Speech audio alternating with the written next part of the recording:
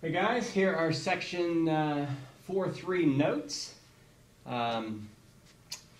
Let's go through them. So section 4.3, the goal is to solve a system of linear equations using a new method, the elimination method. All right? Do you remember what a system of equations is? A system of equations is two equations with two variables, right? At least that's what we're doing at the moment. A system could be as many equations as you want with as many variables as needed. What two methods have we used to solve a system of equations already? Do you remember? That would be the graphing method, where we graphed the two equations and we found where they lines intersect. Or the substitution method, which you just graded the homework for. Today we're going to use the elimination method. And let me give you the basics of the elimination method. When you're solving a system using elimination, look at the goal here. The goal is to add the equations together and have one of the variables cancel out. Like, what if you had 2x plus 3y equals 10, and 3x minus 3y equals 20. Look what happens when you add those equations together. The 2x plus 3x is 5x, but the y's would cancel out. Positive 3y and negative 3y would go away. And you'd have 5x equals 30. And that's easy to solve, right? You can solve that in your head. That would just be x equals 6. Well, that is the basic for the elimination method. You want to add the equations together and have one of the variables get eliminated, making it easy to solve for the other variable. Let me show you how we're going to do that. Obviously, all equations are not going to be like this one, where one of the variables are opposites of each other, so that when you add the equations together, one of them cancels out. But we can make that happen. A couple of helpful hints. The first helpful hint would be if the equations are written in the same format. You know, I put both of these equations up here, right, in standard form. The x term, then the y term equals the number. It is really helpful if you write both equations in the same format like that. And secondly, unlike the substitution method where I wrote the equations side by side, here I like to stack the equations instead so that they can easily be added together, and you just bring the equal sign down in the middle. All right, we're going to do some examples. Here are the 4 steps to solving a system of equations by elimination. You can refer back to these 4 steps as we do the examples, and I will refer to them as I go through the examples, right? So let me say the first step right now because we're about to do it. You want to multiply one or both equations by a number so that either the coefficients of x or y are opposites of each other. Notice I put if necessary, because like the one up here, that would not have been necessary because the y's were already opposites of each other, right? So let's look at an example. I have 2x plus 5y equals 17 and 6x minus 5y equals negative 9. Notice that they are already in standard form, so they're already kind of set up to use the elimination method. The problem is, if I added these together, the x's would be 8x. Oh, wait a minute, that's not a problem. Thought I was doing a different example. Notice that the y's are already opposites of each other. So I can skip the first step, multiply one or both equations by a number, because I already have one of the variables the y's in this case being opposites of each other. I'm ready to move on to step 2. Step 2 being add the equations together so that one of the variables cancels out. I'm going to go ahead and add these together. The x's give me 8x, the y's cancel out, and the numbers give me 17 plus negative 9, that would be 8. Step 3 then is, of course, solve for the remaining variable. So the remaining variable is x. I can solve for x by dividing both sides by 8.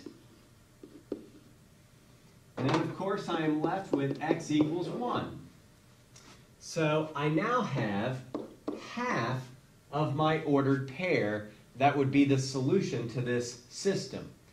How do I get the y value? I go back here and I do step 4. Substitute my solution back into any equation to solve for the other variable. So when I say substitute my x value back into any equation, I'm going to pick the equation that I think looks the easiest. And I think this one looks the easiest, so I'm going to use it. And I'm going to write 2, and instead of 2 times x, I'm going to write 2 times 1. I'm going to substitute this in place of the x. Plus 5y equals 17. And now I can easily solve this for y, right? I would subtract 2 from both sides, giving me 5y equals 15. I would divide by 5, and I get y equals 3.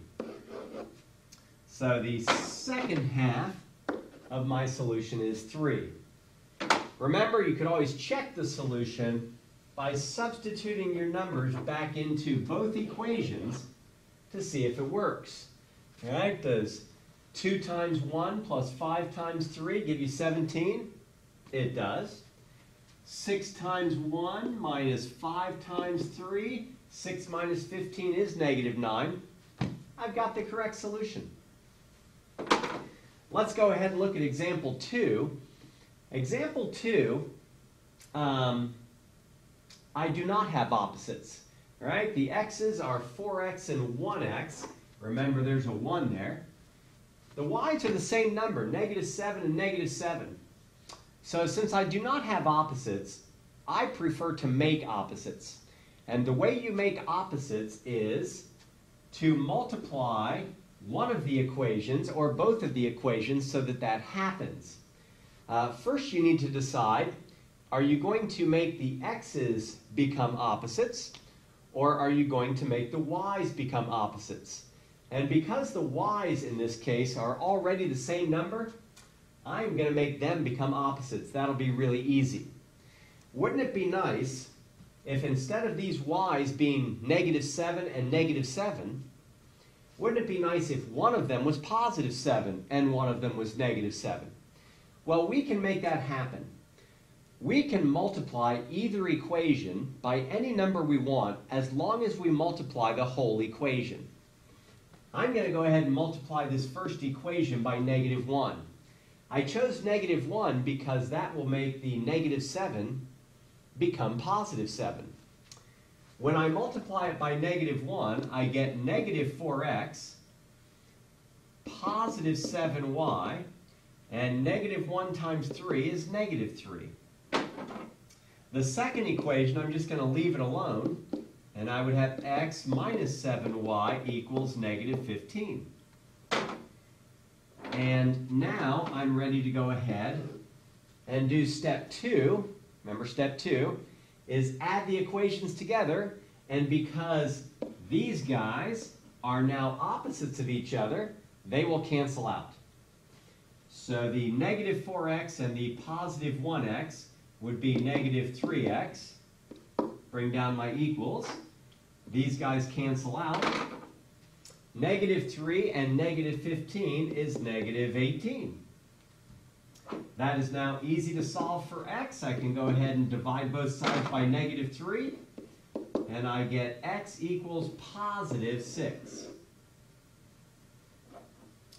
So I now have the first, I have the x value, negative 6. I have half of my ordered pair for my solution to this system. The way I get the y value is to take this x and substitute it back into either equation. I think the second equation looks like the way to go.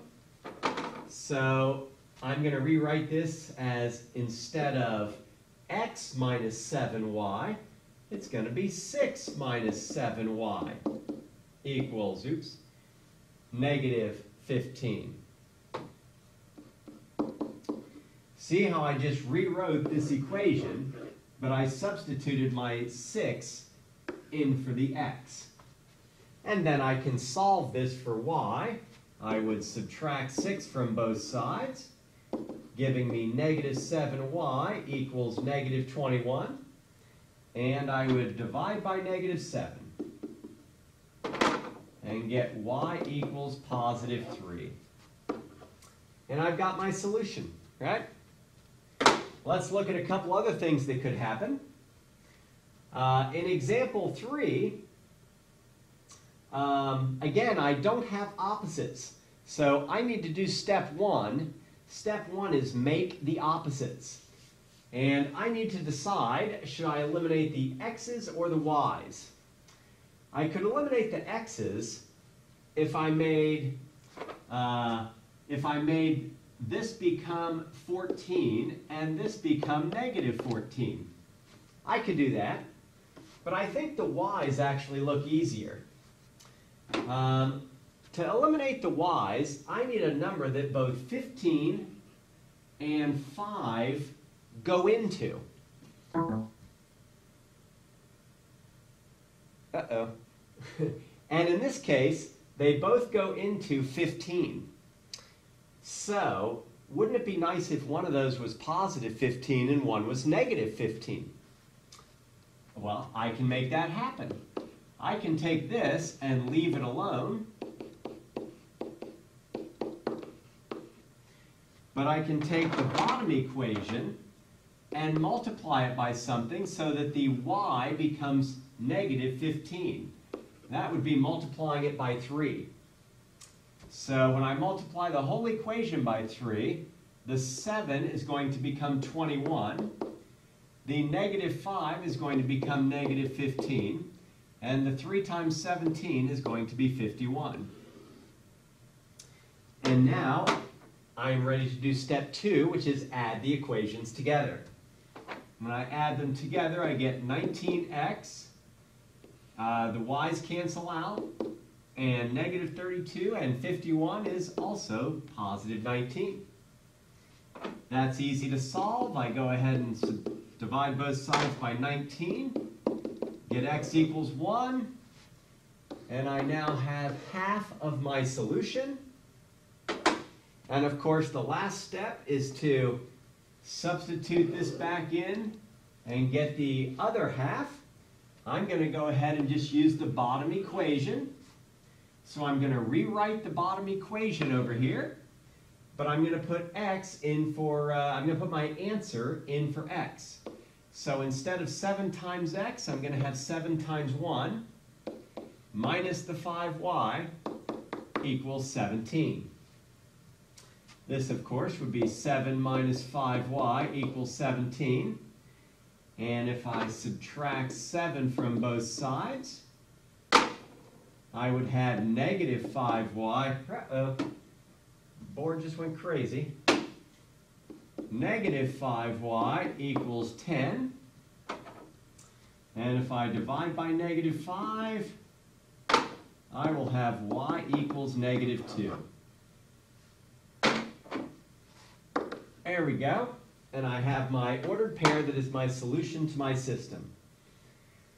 All right, the last example is the hardest, only because you need to multiply both equations by something, right? If you're going to eliminate the x's, you need a number that 3 and 4 both go into. Like, say, 12. Turn them both into 12s. Or if you want to eliminate the y's, you would need a number that 2 and 3, right? The 2 and the 3 both go into. Like, say, 6. Multiply one of them to become 6 and one of them to become -6. Just because I've been eliminating the y's, I think I'm going to eliminate the x's this time, but it really makes no difference. So I need a number that 3 and 4 both go into. They both go into 12. So I'm going to turn one of them into positive 12 and one of them into negative 12. I'll go ahead and multiply this first equation by 4. 4 times the 3x gives me 12x. 4 times the 2y gives me 8y. And 4 times 1 gives me 4. And I will multiply the second equation by negative 3. Right? Negative so that I get my negative 12. Negative 3 times the 4x gives me negative 12x. Negative 3 times positive 3 gives me negative 9y. And negative 3 times negative 2 gives me positive 6. I am now ready to add these equations together, and the x's will cancel out. And I will be left with negative 1y equals 10, which of course is easy to solve. If I divide by negative 1, I've got my y value. Y equals negative 10. So I now have half of my ordered pair. And of course, I can get the second half by taking this and substituting it in. I'm going to go ahead and use the first equation, and I'm going to put negative 10 in for y. So this would be 3 times x plus 2 times negative 10 equals 1. Or 3x minus 20 equals 1. And to solve that, I would add 20 to both sides, giving me 3x equals 21. 21. And I divide by 3 and get x equals 7. And that is my x value for my solution. All right, the last thing you might have to do is you might have to do a story problem. Of course, I would do a story problem like this. The first thing I need to do is define some variables. It says the theater club sells a total of 101 tickets to its first play. A student ticket costs $1, an adult ticket costs $2.50. Total ticket sales are $164. How many students' tickets were sold? So the first thing I'm going to do is I'm going to set up a variable. And of course, my variable generally answers the question. The question is how many student tickets were sold. So I'm going to make x equal the number of student tickets sold. Now I need a second variable, and even though there wasn't a second question, I think the companion to how many student tickets were sold would be the number of adult tickets. So I'll have y be the number of adult tickets sold. And I'm ready to write my equations using these two variables. So this is one where they told me the total number of tickets that were sold was 101. We did a problem like this on a previous homework, I think, where if you add the number of student tickets plus the number of adult tickets, that would be the total number of tickets. So x plus y is going to equal 101. I'm also going to have what I call a cost equation, where I know the total cost involved, right? The student tickets cost $1 each. So 1 times x would be the total cost of all the student tickets. And the adult tickets cost $2.50. So $2.50 times y would be the total cost of the adult tickets.